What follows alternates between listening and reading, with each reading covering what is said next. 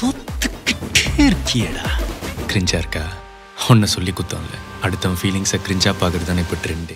পরপর দুটি superhit cinema লাভ today এবং ড্রাগনের পর তামিল অভিনেতা প্রদীপ রঙ্গনাথন আবার তরুণদের জন্য রোমান্টিক কমেডি ড্রামা ডুটি নিয়ে ফিরে এসেছেন। এবার তিনি আরেকজন প্রেমানুগত মমিতা বাইজুর সাথে জুটি বেঁধেছেন এবং দীপাবলির উৎসবে সিনেমাটি মুক্তি পেয়েছে। আমরা এই ভিডিওতে সিনেমাটি রিভিউ করব, চলুন শুরু করা যাক।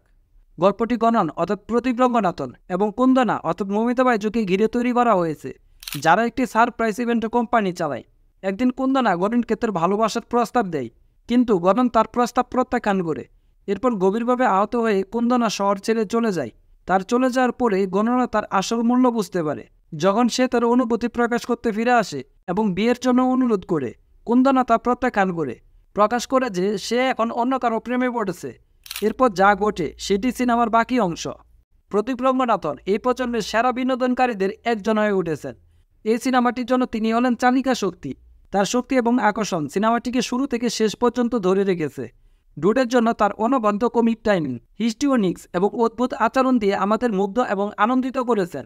তিনি যেভাবে হতাশাকে চিত্রায়িত করেছেন তা হাসির তৈরি করে। অন্যদিকে সাহসী এবং সুন্দর চরিত্রে মমিতা বাইজু প্রাণবন্ত এবং স্বাভাবিক অভিনয় পরিবেশন করেছেন। বিশেষ করে তার হাসি এবং কান্নার মিশ্রণ অসাধারণ ছিল। প্রবীণ অভিনেতা শরৎ কুমার বাবার চরিত্রে দুর্দান্ত অভিনয় পরিবেশন করেন এবং ডুডের অন্যতম স্তম্ভ। পরিচালক তাকে একটি চমকপ্রদ প্যাকেজে পরিণত করেছে।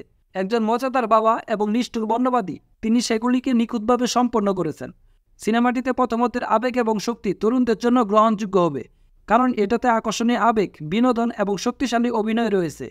প্রদীপের বিনোদন এবং মৌমিতার আবেগ প্রথমতকে নিখুঁত করে তুলেছে। দ্বিতীয়দের কথা বলতে গেলে কিছুটা অংশে রসবোধ রয়েছে, যা কাহিনীটি প্রকাশ করতে গেলে আপনি বাকিটুকু অনুমান করতে পারবেন, কিন্তু আশায় থাকবেন শেষ পর্যন্ত ভালো কিছু হবে। আর মূল গল্পটি আমাদের অনেকের কাছে প্রাসঙ্গিক হতে পারে, তবে শেষের দিকে যে পদ্ধতিটি নেওয়া হয়েছে তা আপনার কাছে অবাস্তব মনে হতে পারে আর আমাদেরকেও সন্তুষ্ট করতে পারেনি। প্রদীপ রঙ্গনাথন কিন্তু প্রচারমূলক সাক্ষাৎকারে বারবার উল্লেখ করেছেন তার ভূমিকা যেভাবে লেখা হয়েছে তা ঝুঁকিতে থাকতে পারে এবং সকলের কাছে গ্রহণযোগ্য নাও হতে পারে। কারিগরি দিক থেকে নিকেত বমির সিনেমাটোগ্রাফি নিখুঁত। এটি সিনেমাটির হৃদয় নান্দনিকভাবে সজ্জিত ভিজুয়াল এবং বেশিরভাগই প্রাকৃতিক বাস্তব লোকেশন এবং আলো বেছে নিয়েছেন।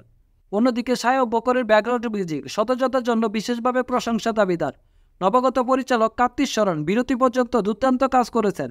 সবশেষে ডুড দেখার জন্য যোগ্য বিনোদনকারী সিনেমা, যা একটি গুরুত্বপূর্ণ বার্তা বহন করে। সিনেমাটিতে প্রচুর মজাদার মুহূর্ত সহ একটি মনোমুগ্ধকর প্রথমত রয়েছে, কিন্তু দ্বিতীয়টি সম্পূর্ণ ভিন্ন মুড নেই এবং শেষের দিকে অংশগুলো সকলের কাছে ভালো নাও লাগতে পারে। সিনেমাটির সাফল্য নির্ভর করছে দর্শকরা দ্বিতীয় অর্ধটি কীভাবে গ্রহণ করবে তার ওপর। এই সিনেমাটির জন্য আমাদের রেটিং হচ্ছে 3 আউট অফ 5। ভালো থাকবেন সবাই, দেখা হবে পরবর্তী কোনো ভিডিওতে।